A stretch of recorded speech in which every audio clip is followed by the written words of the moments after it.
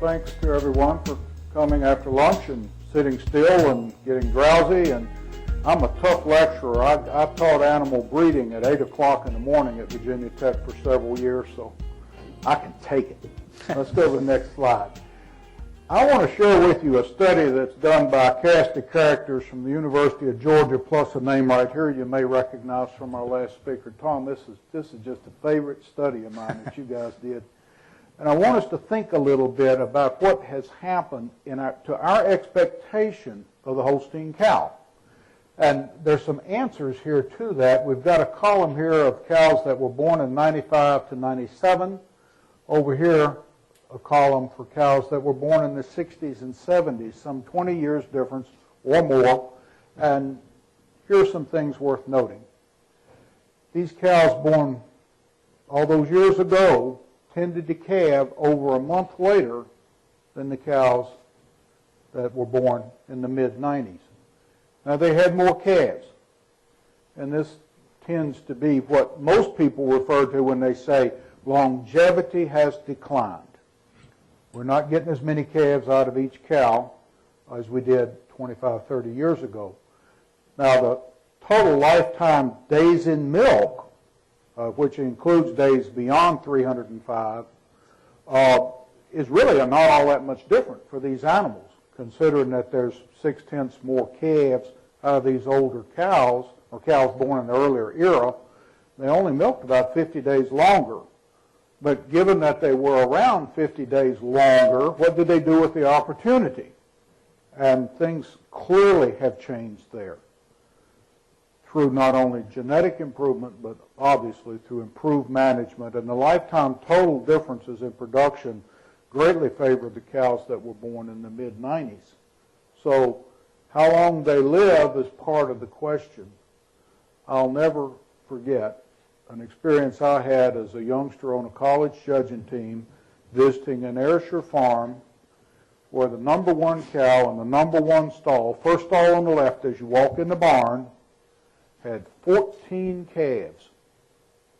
And Marge, lifetime lactation total, 140,000 pounds of milk. Longevity. Okay, let's go on. But what else did we get in the deal? That was a happy cow. If I want to be a cow, it has to be a good cow. Great large family of adoring youngsters. Okay. Productive life has changed. Well, we've talked a bit about our current definition. I'll take a moment to emphasize what's included in it now. Our current definition includes months in milk across the lifetime of the cow, regardless of how long she milked in each lactation and regardless of how many lactations she had. So we count every month she milks. Now, each of those months gets a little different weight for genetic evaluations, and we put more emphasis on early months in lactation. And we would do this because that's economically a more valuable month to the dairy farmer. The later months in extended lactations get less weight. It's not zero, but it's less. Now, how do cows get a high productive life? The first thing is make sure you live and have another baby. That hasn't changed. However, calving on shorter calving intervals reduces dry days and increases the amount of time she's actually making money for you. Okay. Now let's look at some trends. I didn't get the message on Holsteins only because I'm the product of an intensive diversity training exercise at my university. So we're going to put some data up here from Jerseys and Brown Swiss, but it helps characterize the Holstein breed. Helps you see where the breeds stand relative to each other. And we're starting back here with birth years in 1960, coming up through animals that many of these are still alive and in herds today. And these are phenotypes. So when you get out here, there's a problem that the cows haven't had a chance to express this trait. Many of them are still alive and still working. But you can see there was quite a decline phenotypically in productive life in the Holstein breed until about 1990. If there's change since then, it's going the way we'd like to see it go. Now, if that's true for Holstein or for Jerseys and Brown Swiss, these data don't yet fully support it. Back here where the numbers are really pretty solid If the jerseys are doing anything, they're lasting a little longer. Okay. Now here are the breeding values. These are genetic trends, again across the same time frame. Up here are our Holsteins. They all converge to the same point because these are from the all-breed animal model. They're evaluated relative to each other. And what these show are genetic differences between these breeds in periods of time for productive life. And you can see when you get out here, the breed with the highest breeding value for productive life is on the red line. That's the little brown cows. The Holsteins are intermediate, and the Swiss are right there. But they're all very, very close right now. So there's a positive genetic trend for productive life in the face of that rather strong phenotypic downward trend. And if that does anything in the minds of the dairy farmers I know and who can vibe with me, is they put some doubt in these numbers. But I think the way to resolve this in your mind is to pick a cow up from right here, say 2,000, 0 breeding value today, take her back in time. Got to put her on a magic carpet, fly her back 20 years and set her down in one of those herds and see what happens. Will she meet the expectations of the managers of that day? And I would submit that she would exceed their expectations greatly for the one trait that catches everybody's attention first, and that's how full is the bucket. You didn't have to get her bred, don't you, Marge? Let's go forward. All right. Now, I want to talk about predicting productive life. We've had 2 presentations that show how the linear type traits can be used to tell us what cows last longer and what they need to look like and so forth. This is a study that's now fairly old. It was published in 1997, so the cows that were included in it were from the late 80s and early 90s. We're really 2 generations, 3 generations down the road from that. But I can say that this would be our ability to select to improve productive life based on the traits that we had available 15 years ago. The ones I show are production, somatic cell score, and then the type traits. And what I show here is the reliability of a proof for productive life that's predicted not from how long the daughters lived, but from these traits themselves. In other words, this is a correlated kind of a mechanism that I'm describing. Production by itself would give you a reliability of 16%. Not impressive, but it does say higher production does improve productive life. If you put somatic cell score in there, you'll increase that reliability by perhaps 40%. A lot of unique information in somatic cell score that tells us something about how long these cows last.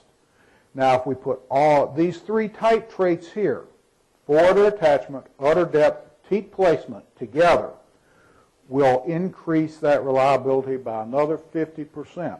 Now, folks, that's an important contribution from knowing something about the shape of the cow. From those 3 traits, notice they're all udder traits.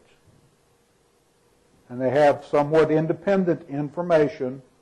However, if we put the other 10 linear traits in there with them, we only increase that reliability another 4%. Now, why does that happen? It's because these traits co-vary.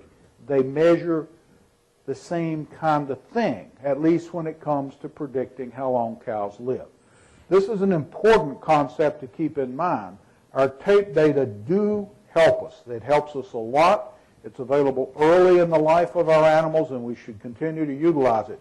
But it's easy to get a little bit more excited than we ought to about what it's telling us. Let's go forward. Okay, so we've added some traits since then, since the mid-90s. And what we have added, productive life itself, a direct measure of how long cows last.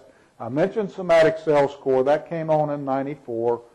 Daughter pregnancy rate is an important and highly useful new genetic evaluation that I would particularly commend to you as something you need to keep your eye on. Here's another collection that I think are very, very important to us in how long cows live. And these are the calving ability traits, direct and maternal effects of calving ease, and stillbirths. These traits here that tell us something about the birthing process and fertility are traits that cause other things to change. Particularly a difficult birth is going to lead to shorter productive lives through reduced milk yields, through less healthy animals, probably is going to affect pregnancy rate. It's pretty important that we pay some attention to this. Let's go on. Genetic correlations. You said they're important. They're also hard to explain. They are. Okay, I want to give it a shot. Here are 5 traits. Protein, pounds of protein. I'm going to skip fat and milk. They're closely related to this. Productive life, somatic cell score, an udder composite, and daughter pregnancy rate. And I'm going to highlight these that are in white as some of the most important of the relationships here. You select for higher protein, you will reduce fertility unless you do something about it. We did not pay attention to fertility and selection programs from the mid-60s through probably 2000. And we lost about 6 percentage points in pregnancy rate in the Holstein breed in those 40 years. Productive life depends on somatic cell scores being low, fertility being high, and calving ability being favorable. Don't get me tied up in what these numbers are, but favorable. And finally, somatic cell score and udder composite are related as you would expect them to be. The better the udder composite, the lower the somatic cell score. These things taken together drive the selection index, which I'll show you on this slide. I'll talk about net merit. Marge told me that this exceeds the comprehension limit on number of numbers that could be on a slide. So pick out whatever part you can absorb and we'll deal with that.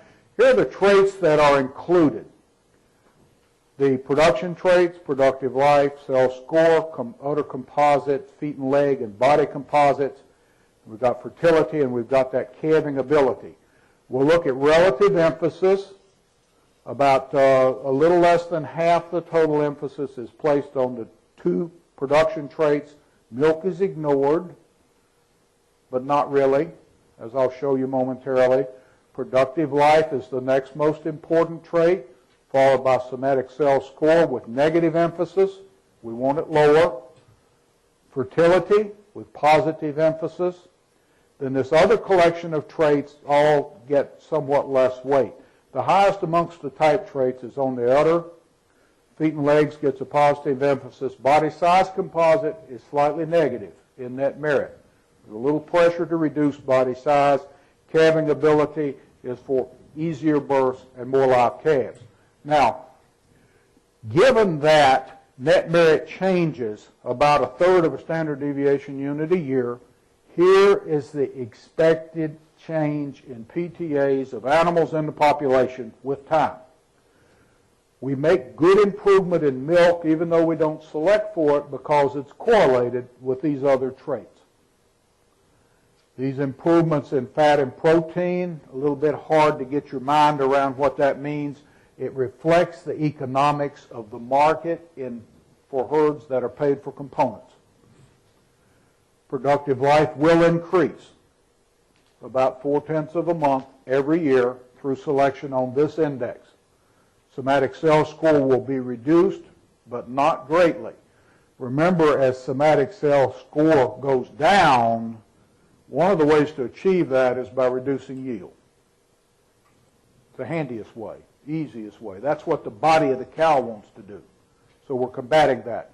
There will be some favorable change in udder composite and feet and legs, some change towards slightly smaller cows, but essentially no major changes in conformation.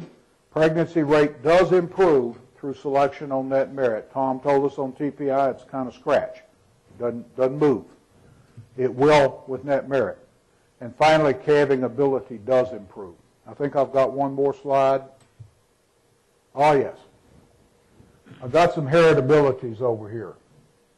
Notice for daughter pregnancy rate, it's 4%. There was a day in my career when I would kind of blow that one off. I'll confess to that. Because I said, don't worry about selecting for feet and legs at 12%. Kind of got over that, folks, because we really aren't going to develop a cow that'll keep us in business if we do that. If you select to change daughter pregnancy rate and you wanted to design a progeny test program to produce proofs of 70% reliability, all that Ryan and Marge would have to do at ABS, Denny, was average about 230 progeny per bull. Now notice that's daughter equivalence, and you guys know what that means. You don't get a daughter equivalent out of a daughter from average data, do you? But you can get there. You can get bull proofs for fertility that are accurate. Furthermore, if two bulls differ by 2% in pregnancy rate, that's the change you expect from an average progeny of those two bulls. That's not meaningless, it's important. Unfortunately, in the daily conduct of a herd, managing a herd, you're not going to see 2% improvement in fertility nearly as much as you'll see that 1.5 in final score. So we don't have the reinforcement, do we? But economically, that's important. Now, productive life is 8% heritable. You can see the progeny group sizes that are needed. 12% heritability for somatic cell score, then about 0.25 for this other composite trait, and it's about 0.3 for yield. These are the traits that we've made so much hay with. We made selection progress choosing for those traits through the years that I've been involved. These here, we're going to have to be very consistent in selection decisions, and we're going to have to be very patient that we are being successful, even though we may not be able to walk out in the herd, point to a cow and say, that's the most fertile cow in my herd because she's out of the most fertile bull I ever used.